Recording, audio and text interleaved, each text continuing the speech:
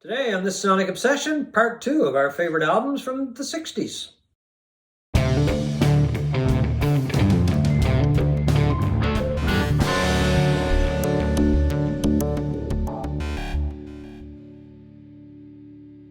Hi folks, I'm John Whidden, and over here is Steve McLeod. And today we're going to continue our look at our favorite albums from the 60s. Over to you, sir. Yeah, this is part 2. It is 5 through 1, and my number 5 album is Everybody Knows This Is Nowhere by Neil Young. Thought you might pick that. Yeah, I mean, it's such a fantastic album, and I should mention it's with Crazy Horse. It is an album that really kind of set the template for Neil Young's sound with Crazy Horse.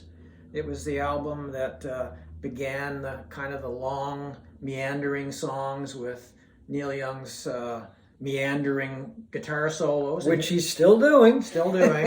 In this case, he was doing it with Danny Whitten, who died shortly thereafter. Down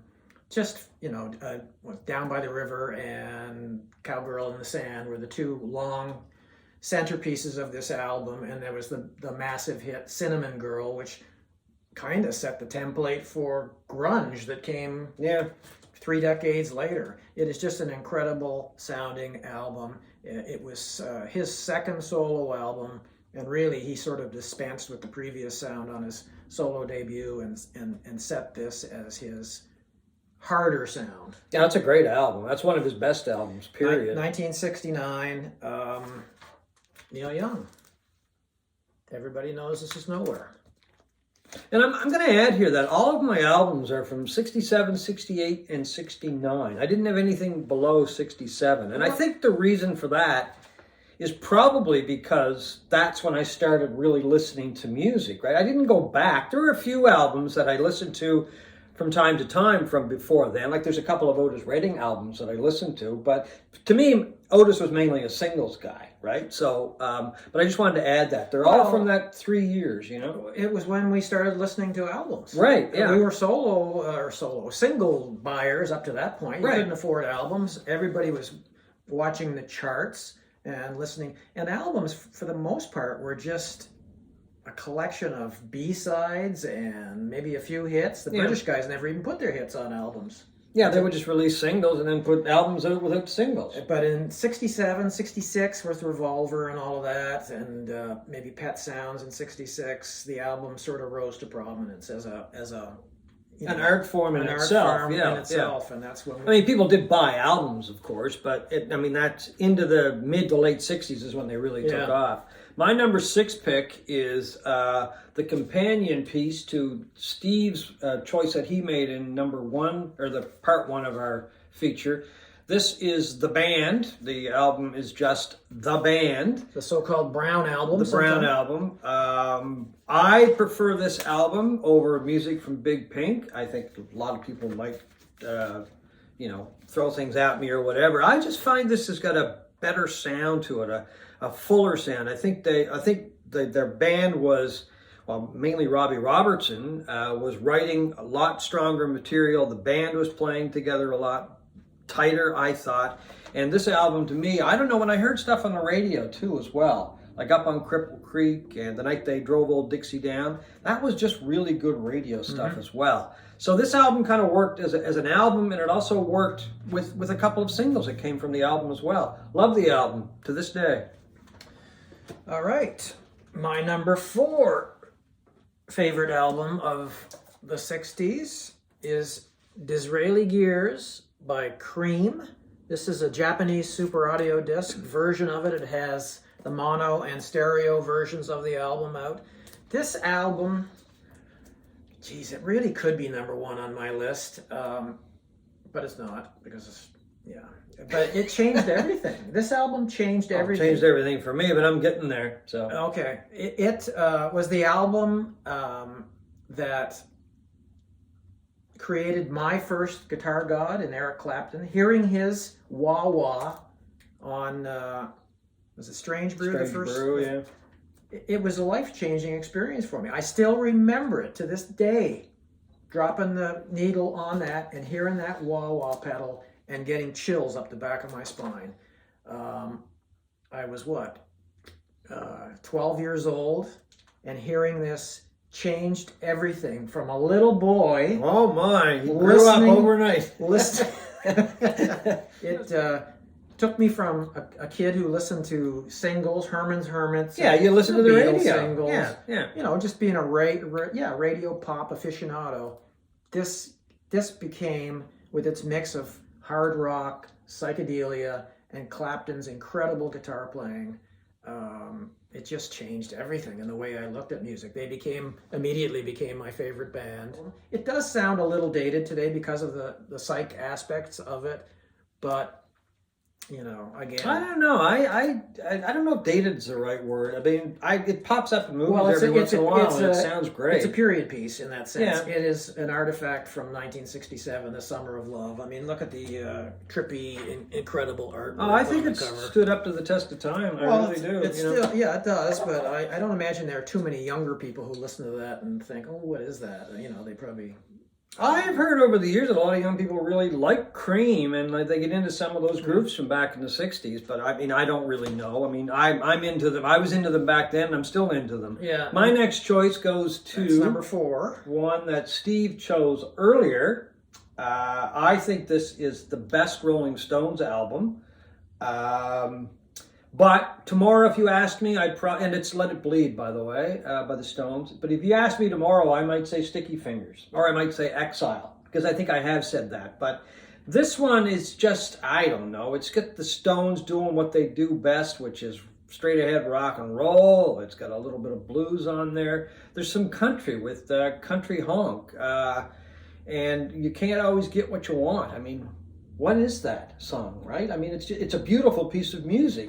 Something I would never have expected from the Stones, but they make it work. So there you go. Rolling Stones, Let It Bleed. Fantastic album. Yep.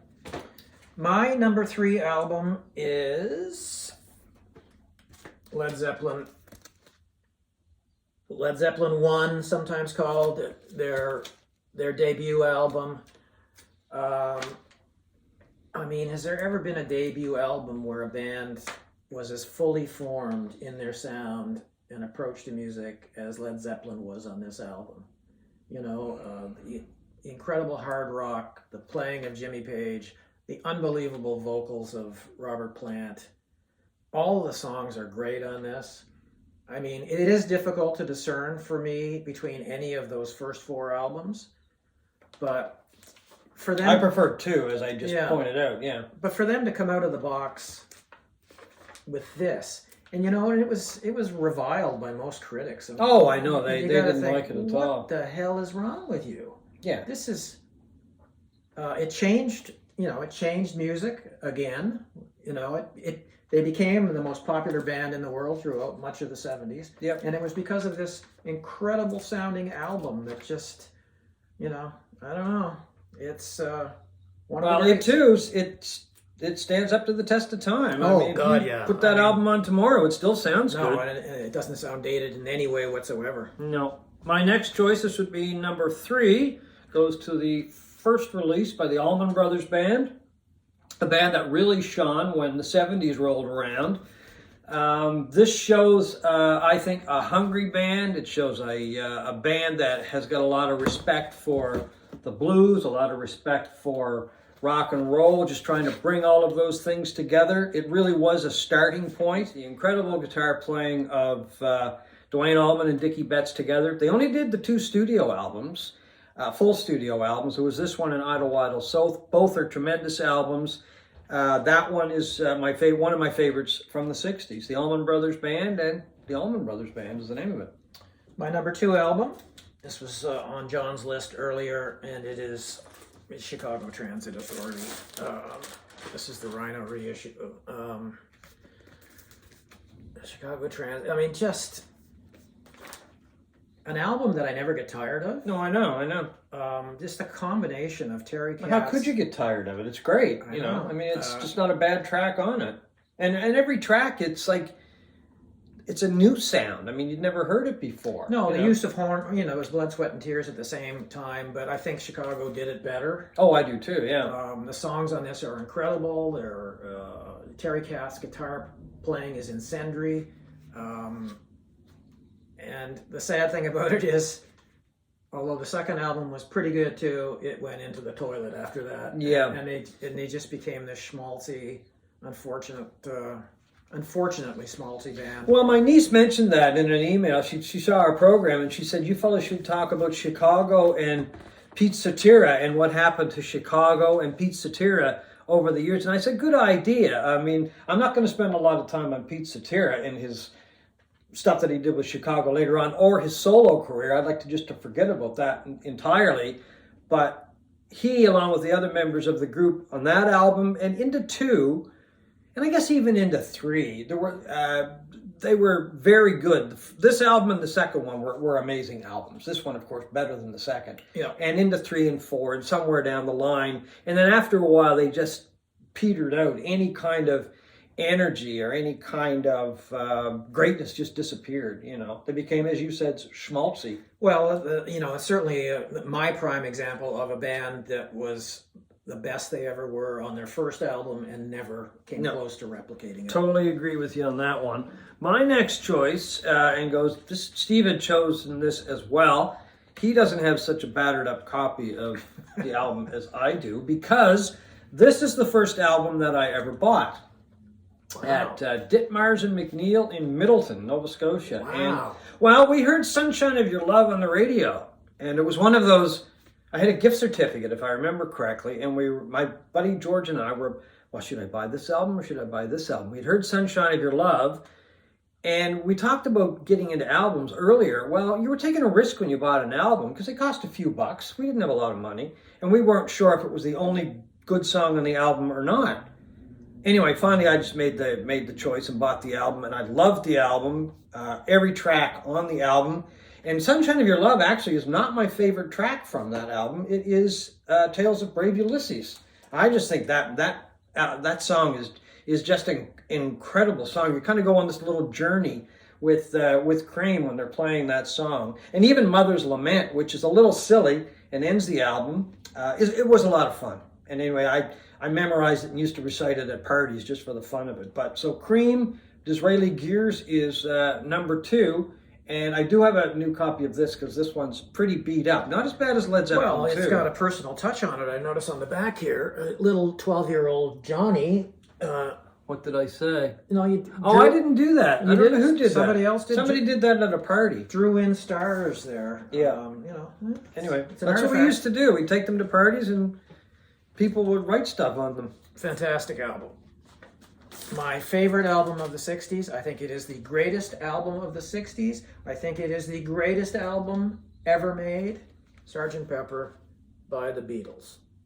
Came out on June 1st, 1967. What can you say about this album? It changed music. It changed everything. It kind of wasn't the first album that became an art form, but you could not go anywhere in 1967, in the summer of 67, and not hear this album being played, pondered, marveled over. It was just an album that changed everything in popular music that came after, sometimes for the good and bad. Bands that had no business becoming artistic and ambitious and pretentious put out pale imitations of this incredible album. Is A Day in the Life the greatest song ever, popular song ever made? One of the greatest. Definitely one of the greatest. One of them. I to this day, when that comes on, I just sit there and wonder. Not just the Beatles version, but the versions done by other bands as well. Neil Young, I've heard him do it live, and incredible. Jeff Beck just did an incredible version of Day in the Life. Yeah, from the art cover, kind of changed things. I think this was the first album where they had lyrics on it. It's just an incredible statement by the greatest band that ever were, and I won't say it. I was going to say that will ever be, but that's a little pretentious. I don't think that's too far off because I don't see anybody in the wings. The Beatles. I'm going to go with the Beatles too, but I'm going to go with my favorite Beatles album. Artistically, is it as good as Sgt. Pepper's? Probably not, but it's the Beatles album that I go to when I want to listen to the Beatles, because to me it's got everything. It's got the artistic side. It's got that silly side of the Beatles on the album. And it's just got, I mean, it's got a couple of songs that don't let up. And it's got a couple of songs that, I don't know, I'm still trying to figure them out. Like, what's Come Together all about, right? I mean, that's just John Lennon being John Lennon. To me, it's an album that doesn't let up from start to finish. And it portrays every angle that the Beatles ever pursued when it came to their music. I love the album, and my favorite album of the 60s, Abbey Road by the Beatles. Good choice. And that, folks, is our look at our favorite albums from the 60s. We'll be back with our favorite albums from the 70s soon. Which I think is going to be very difficult. It's going to be difficult, and it's going to be interesting, because it's not something that I've thought about for a while. But anyway, thank you very much for watching this Sonic Obsession.